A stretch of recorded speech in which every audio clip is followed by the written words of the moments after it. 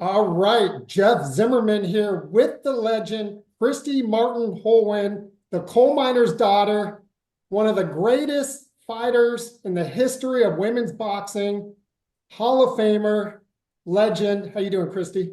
I'm well, just trying to keep on keeping on and keeping my hand in this boxing business. I don't know why sometimes, but it's still there. Yeah, and a little boxing took place where I live last week, and I started thinking about it. I'm like, who can I talk to that could relate, that understands what went down, and has a connection both with the main event and the co-main event? I'm like, Christy Martin. What better choice? So that's where I want to lead with you, Christy. Let's start with the co-main event. Amanda Serrano, Katie Taylor 2, AT&T Stadium on Netflix worldwide, 75,000 people in AT&T Stadium. I was there covering it. Talk about that fight and what went down last Friday night. First of all, that was just a continuation of a great fight that we saw in the first fight in Madison Square Garden. I mean, they picked up right where they left off. Um, really, those two are very equally matched, I think. It was a great, entertaining fight for the crowd. People can talk about the decision, this, that, the other. In the big picture, it's like, as far as women's boxing is concerned, who cares? It was a great fight for the fans. So people are actually probably going to forget who won or lost, but they're never going to forget the fight. They'll be like, oh my goodness, that was such a great fight. Action from bell to bell, each and every round. Who won? I mean, of course, it's important to the fighters, but to the fans, we just saw a great fight. So I think that that fight just helped keep women's boxing out there in people's mind and show people that women can fight. And for sure, these two women can fight. So their careers are, at least I think we see one more. I think one more fight between those two, and then where they go from there, I don't know. So who won, Christy?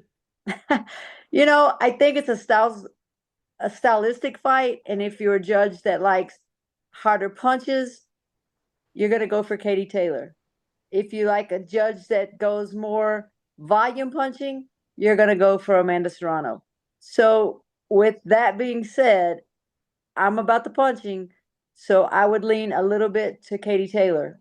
But also didn't like the fact that the judge took a point away from Katie Taylor. I didn't think that that was. I didn't. First of all, I didn't think that the headbutts were. I mean, really intentional. I mean, watch Evander Holyfield if you want to talk about headbutts, right? I mean, the, um, so I didn't think it was. I didn't think there was enough warning prior to taking the point. So at that point, I kind of started to think, I want this to be even. So I want Katie Taylor to throw some good shots, and she did. She landed some good shots. Amanda Serrano, oh my gosh, how much heart did she show? That was one of the worst cuts in boxing, not female boxing, Right. boxing.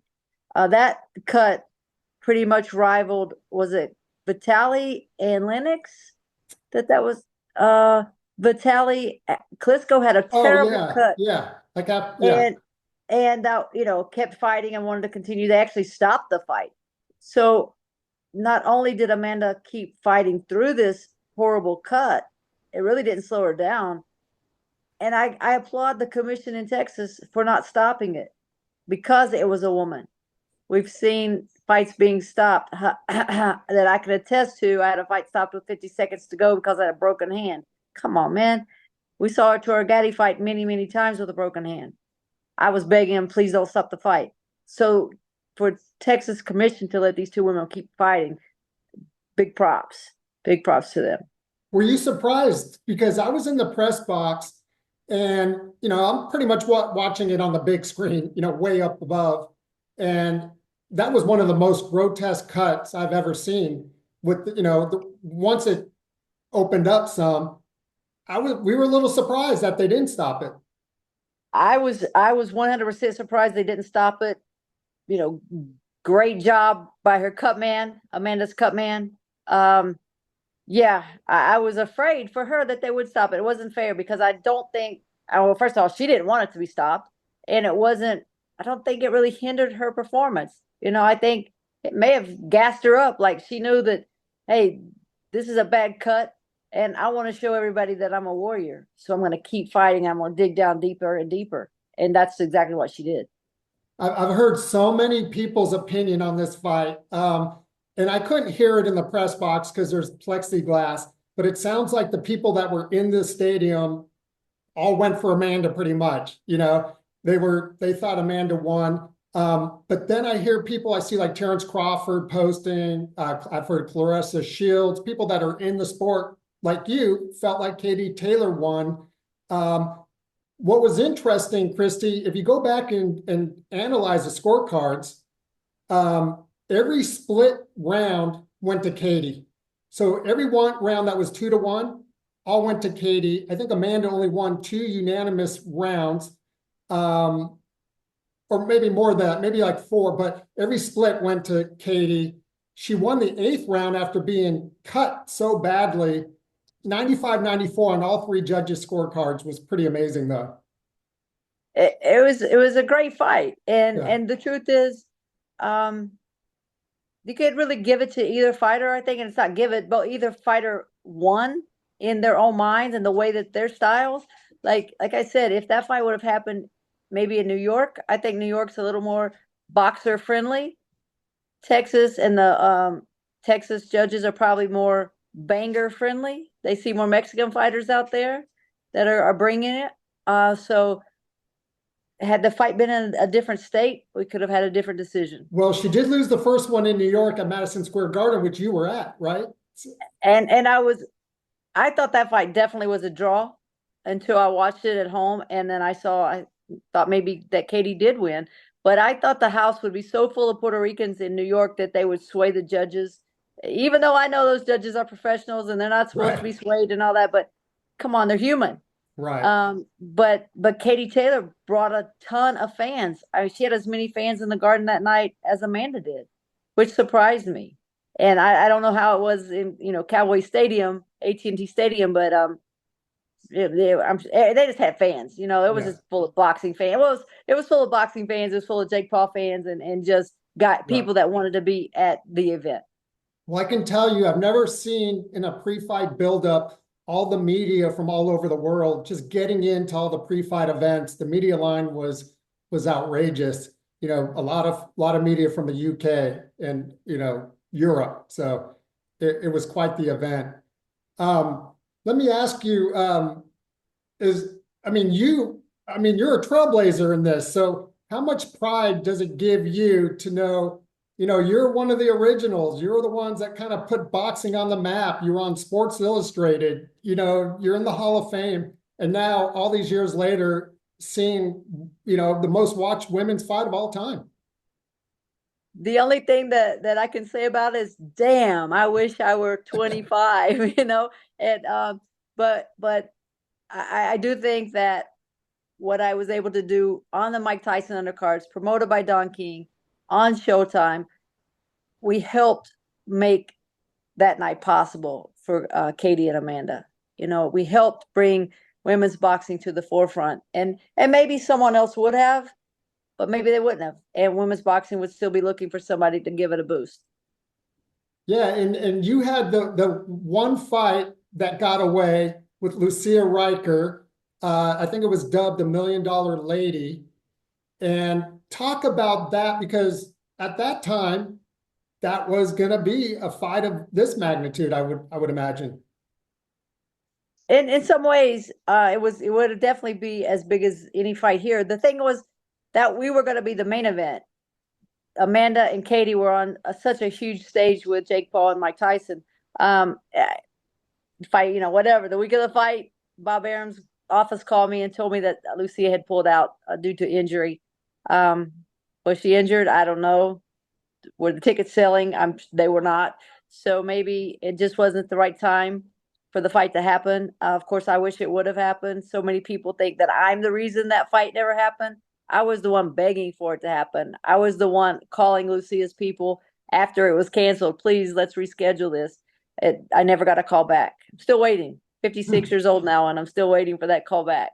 How devastating was it at the time for that? Because was that $1 million purse? Is that the whole name behind it for you? It was $1 million purse. So when fighters call and complain, to me about, oh, my got pulled out and I lost, $5,000, or some of them $800. I'm like, trust me, wait till you lose 1 million and then it'll really hurt. But it doesn't matter. It's all relevant, what price standard you're at the time. But yes, it hurt. The money, of course, hurt, but I wanted to prove to the boxing world that I was the best fighter at the time, and I would have beaten Lucia Rijker. Yeah, it's a shame because that was my year for that not to happen. But like you said, I think that launched to where we are today in a lot of regard. And so let's go there. You mentioned Mike Tyson, and that's why I said at the beginning, you have ties just in women's boxing and what led to the co-main, which obviously could have been the main event for the boxing purists. But Mike Tyson kind of helped launch you as well on those Don King cards you mentioned. Absolutely. I mean, fighting under Mike Tyson in the 1990s, they couldn't get any bigger than that. So I got huge exposure. And also, at any point, Mike Tyson could have said no. He could have said no before the first time I was on or after the first time I was on. But he was always supportive. And, it was a great ride. It was a lot of fun. It was a lot of pressure because I knew everybody in the world, they were watching Mike Tyson, and they got to see me just a little bit before him. So I wanted to put on a great show. I never wanted him or Don King to feel like I stunk up one of their shows or didn't deserve to be on the show. I wanted to make sure I brought quality and, be entertaining. I always told everybody that I was like the appetizer to Mike Tyson, and got everybody heated up and ready for the main course. Yeah, and Mike still, all these years later, Christy, has that aura about him. Just walk into the room, it doesn't matter who's in that room, he just brings that aura around him. What were your thoughts, though, at 58 years old, lacing it up against a 27-year-old Jake Paul, whether he's former YouTuber or not, but he, trains with serious boxing people. What were your thoughts leading into the fight? I don't think it's a good idea for anybody. Even myself, I want to. So most mornings when I wake up, I'm like, I can do this one more time. But it's not a good idea for somebody, really, I think over 40 to get hit. I give Mike Tyson big props for he was training, he was in the gym, he went 8 rounds, whether it was scripted or not, he still went 8 rounds. Do I think he could have done more? Absolutely, I think he could have done more. But at the same time, I mean, it was huge. 73,000 people there. How many people watched it? Probably we have no idea. Who's Jake Paul going to fight now? He's tried to up the ante each time. Who can get in there with him now that's going to be bigger than Mike Tyson? I don't think there is anyone. So it kind of puts Jake in a situation where he's going to have to think hard on that next opponent and be very creative. Yeah, I got the last question in at the post-fight press conference the other night, and I said to him, "You said you have a goal of becoming a world champion. He obviously trains hard. I don't want to ever knock the hustle, but what does that timeline look like?" And he gave a very thoughtful answer. He's in the cruiserweight division, which is probably not the hardest or most competitive, but he thinks within 2 years. Do you see progression at all, or how do you value him?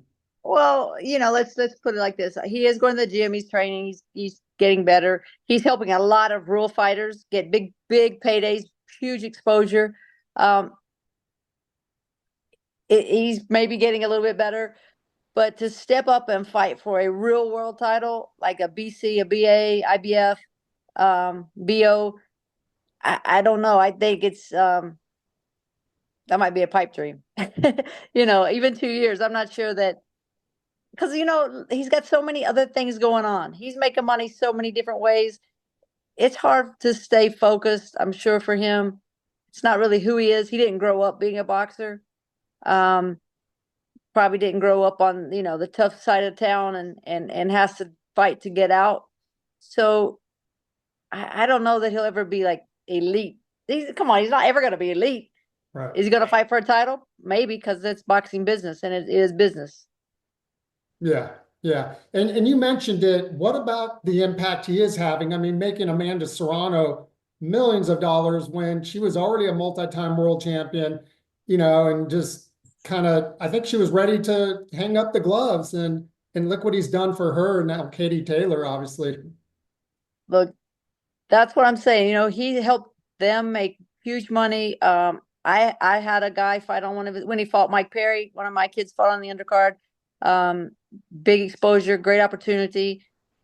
My guy just he wasn't ready for the moment and got a little overwhelmed by the moment. But he got paid, and this is a business. Yeah. It's a business. So, like I said, get big props for it. Number one, him figured out how to get paid, doing something that he's loving to do and having fun at, and then for the help that he's given young fighters.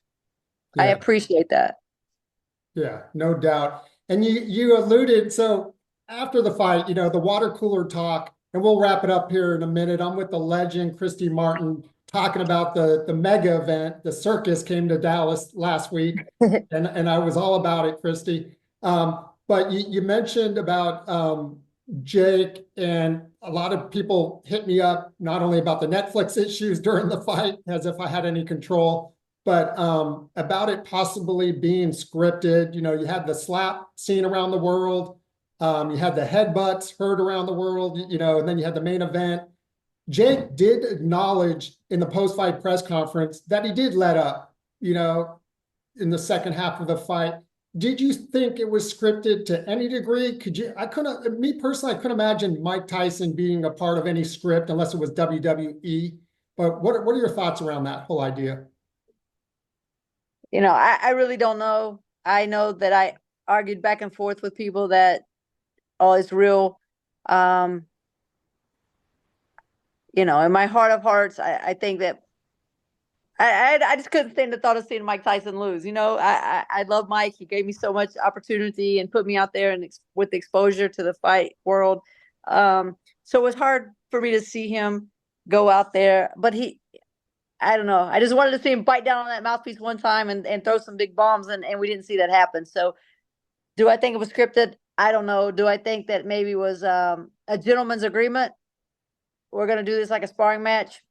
I think that might be a maybe, maybe. But there was a betting line on it. So if there was a betting line on it, you know, I'm not sure it could be scripted. So I Yeah, don't know.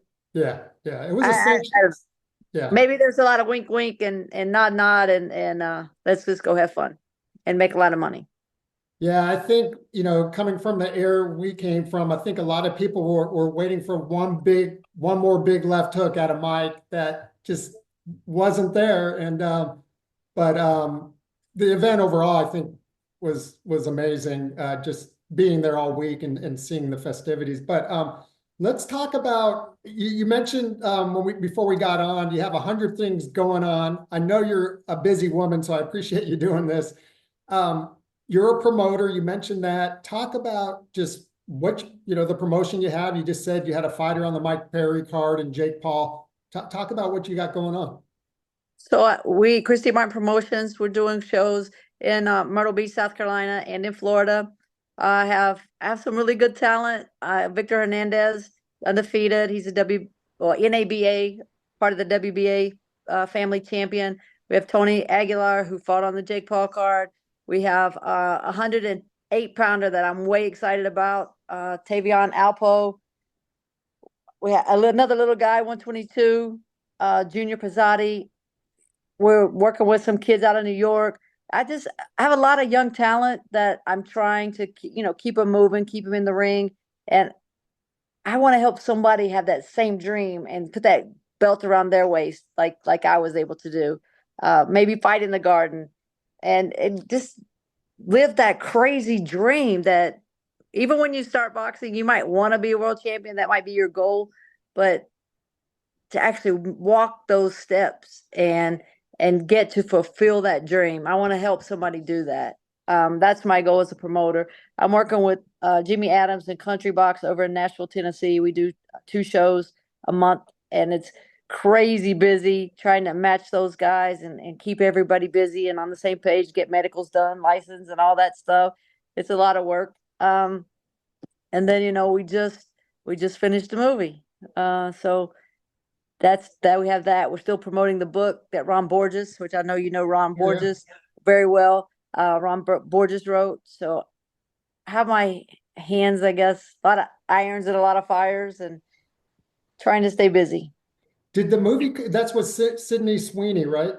Yeah, yeah, that What? just finished last Friday. And then you also you have the documentary Untold Deal with the Devil on Netflix. Yep, and so this is yeah, this is gonna be a little more detailed, I think, than the Netflix documentary. Of course, it won't be me; it'll be Sydney Sweeney playing me, and Ben Foster did a hell of a job playing Jim Martin. It was a great cast. I'm excited to see it all put together. They said it takes about a year to edit, so hopefully this Oh, time next year we'll be seeing the movie. the premiere then. You'll have a premiere, I would imagine. I'm asking them, could they do it at the Boxing Hall of Fame in Canastota? That would be amazing. It'll be That would be awesome. amazing. Let Yeah. me ask you one more person, Christy, and I'll let you go. Because we talked about Don King, and I'd hate for him to just be a little footnote in this conversation. Legendary promoter, still with us in his 90s. I think he's still dabbling in boxing. Do you talk to him? I know he's in Florida. I know you're out there quite a bit. What's your relationship with him today? So my relationship with him today is pretty good. I commentate for his shows. He does about, well, one show a year, even sometimes two. He does have a couple guys that he's trying to keep busy. He signed Adrian Broner for a minute. Well, I mean, he still has Broner, but then Broner lost the fight, so I don't know what he's gonna do. But yeah, I mean, Don King is Don King. He still puts on that big smile and can get stuff done. It's a different time, and I think where like Top Rank and Bob Arum evolved with social media and the different streaming and those things, I'm not sure that DK was ready to do that mentally. He just didn't keep up with the times. But he's still Don King. I mean, he's a legend. He's where everybody wanted to be in my time. Yeah, and the few times I've been around him over the years, I've never seen somebody just turn on the promotion, put on that promotion hat like in a moment's notice, you know. Look, when the lights come on and the camera comes on, Don King comes on. Yeah, no doubt. Well, we'll leave it there. We'll leave it there with that mini tribute to Don. I know he's still, doing some stuff, and you're a part of it, so that's great. But Christy, like I said at the beginning, I really wanted to talk to you. Obviously Serrano and Taylor, probably another fight of the year potential, like the first one. Trilogy is probably on its way. Mike Tyson, Jake Paul, and your ties to Mike. So thanks so much for doing this, and I'm glad you're still in the boxing business. Thank you. Absolutely. It's always great to see you. You too, Christy. Thank you. Take care. Bye bye. Bye bye.